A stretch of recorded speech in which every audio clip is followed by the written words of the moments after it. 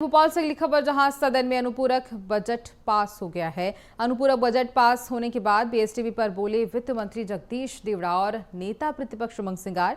बीएसटीवी पर बोले जहां वित्त मंत्री जगदीश देवड़ा, जहां बजट में प्रमुख विभागों के लिए विशेष प्रावधान किए गए हैं। अनुपूरक बजट एक व्यवस्था है, ये बात जगदीश देवड़ा ने कही।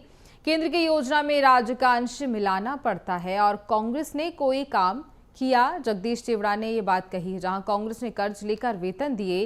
बीएसटीवी पर बोले नेता प्रतिपक्ष उमंग सिंगार, बजट से ब्रांडिंग की जा रही है, विकास के लिए पैसे नहीं है, किसी वर्ग का भला नहीं हो रहा है। सुनिए क्या कुछ कहा। पास हो चुका है, हमारे साथ वित्त मंत्री जगदीश देवड़ा जी मौजूद है। सर, आज बजट जो है वो सदन में पास किया गया, क्या खास है? सभी कुछ प्रमुख विभागों को राशि का प्रावधान किया है।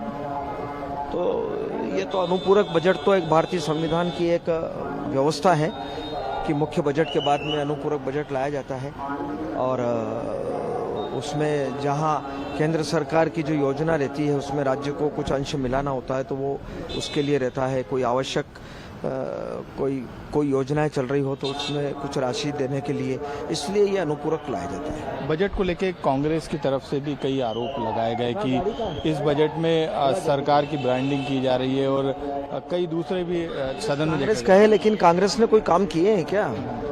कांग्रेस ने तो कभी काम किए ही नहीं। उनने तो कर्जा लेकर के वेतन भत्ते देने का काम किया, उनने कभी पूंजीगत व्यय में कभी काम किए ही नहीं। अधोसंरचना के काम उनने कभी नहीं किए।